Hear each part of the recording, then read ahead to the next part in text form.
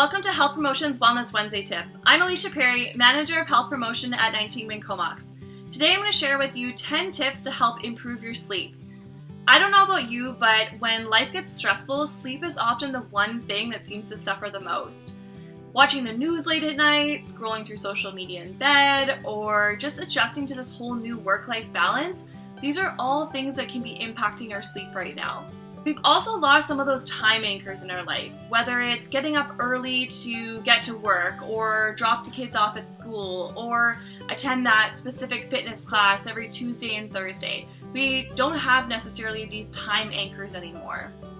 We know that sleep can impact our brain function, it can impact our mood, our alertness, and essentially our overall mental health. Sleep can almost be thought of as fuel for our brain to perform optimally. The average adult needs about 7 to 8 or 9 hours of sleep, but this can really vary depending on the individual. Health Promotion has a variety of different webinars, some including in-depth discussions on sleep, talking about the sleep cycle, why we sleep, the different stages of sleep. I encourage you to go check those out. They are live webinars, and there's also some pre-recorded webinars if you're not able to make it at that specific time. For now, I'm going to share 10 tips you can start today.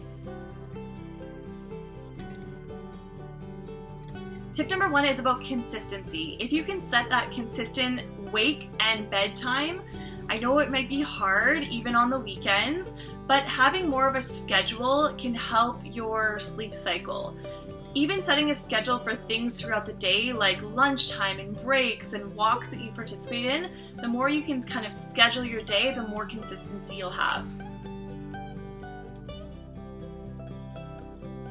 Tip number 2 is about creating a strong association between your mind, your bed, and sleep.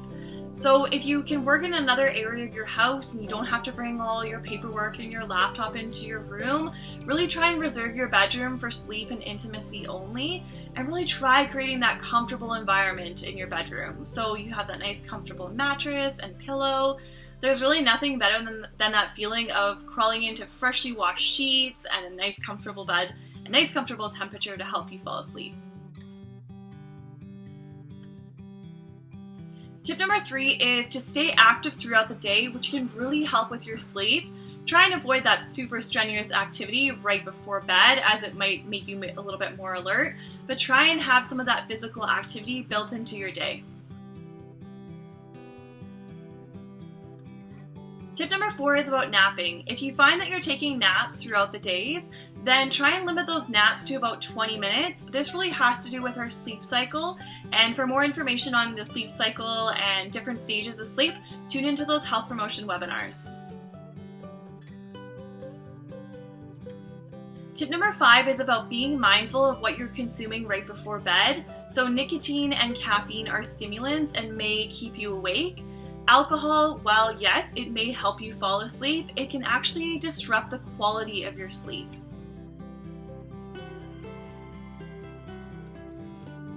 For tip number 6, this is probably something we're hearing a lot more of these days, and that's about limiting screen time before bed.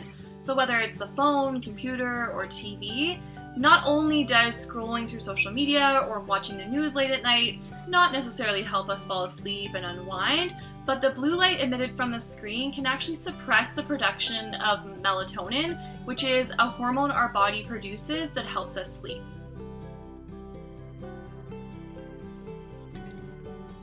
For tip number 7, if you spend more than 20 minutes tossing and turning trying to fall asleep, get out of bed and do something very relaxing in low light, and then try crawling back into bed.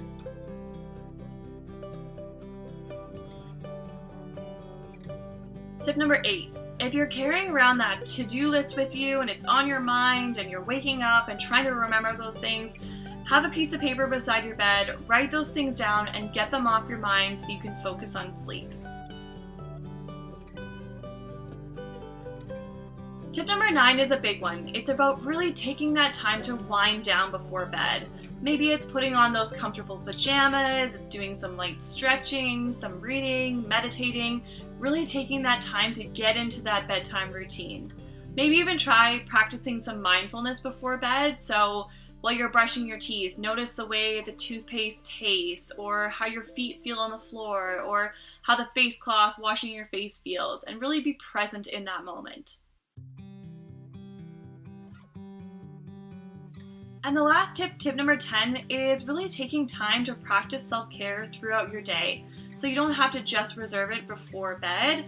Really be kind to yourself. These are stressful times, and maybe self-care to you looks like reaching out to a family, friend, or colleague, or connecting with some of those resources that are available and talking to someone about some of the things that you're going through.